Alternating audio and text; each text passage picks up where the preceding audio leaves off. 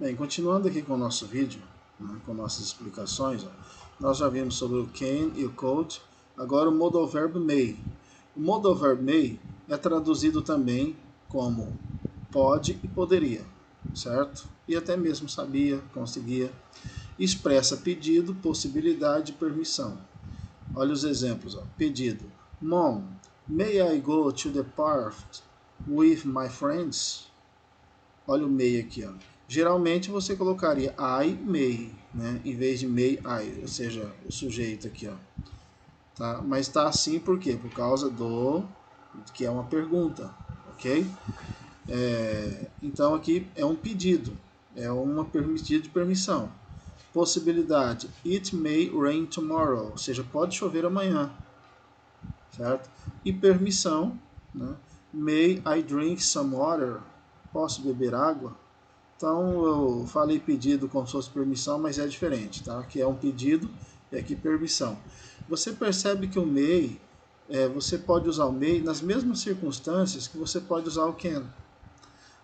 Quase que praticamente nas mesmas circunstâncias. Só que a principal diferença entre o can e o may é que o may é mais formal e o can é mais informal, certo? Na língua portuguesa nós também temos essa distinção de linguagem formal de informal, né?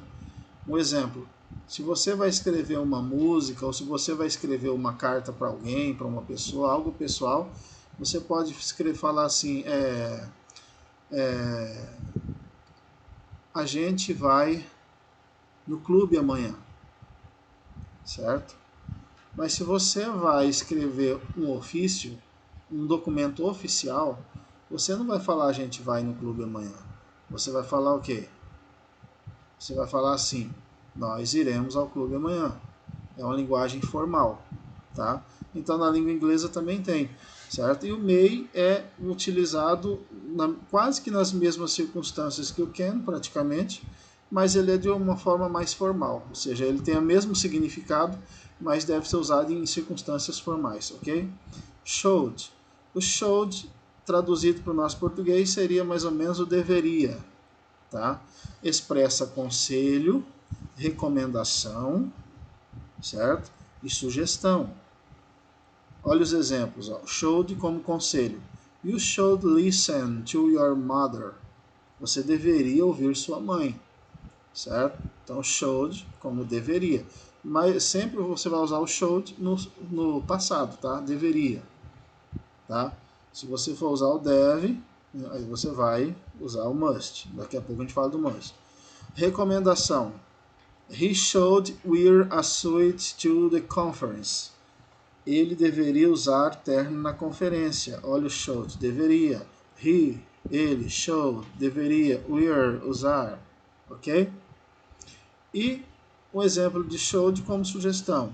He should tell her he isn't going. He should tell her he isn't going. Ou seja, ele deveria avisá-la que não vai.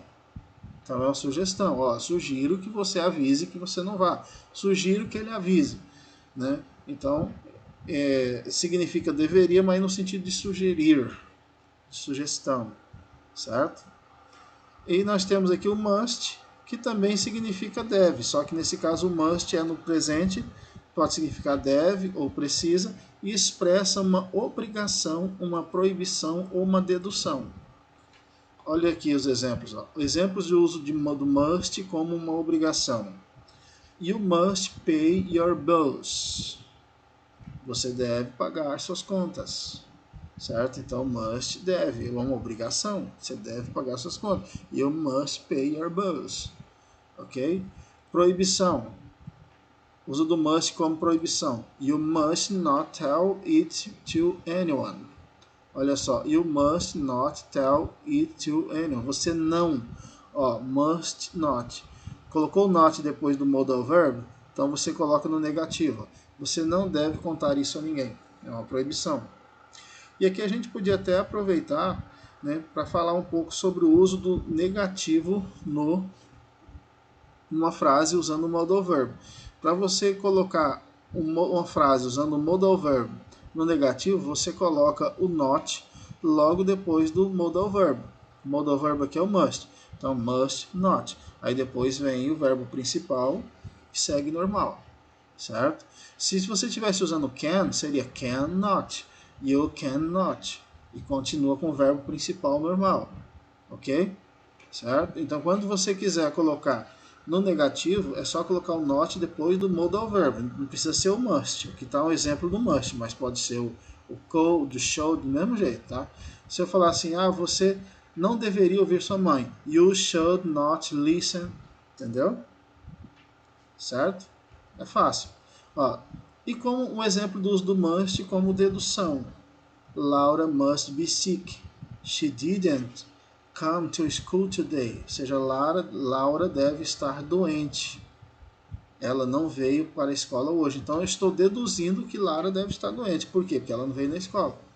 Entendeu? Então Laura must be sick. Ou seja, Laura deve estar doente. Ok? Certo? Vamos dar uma pausa aqui, parar um pouquinho o vídeo e continuar no próximo vídeo.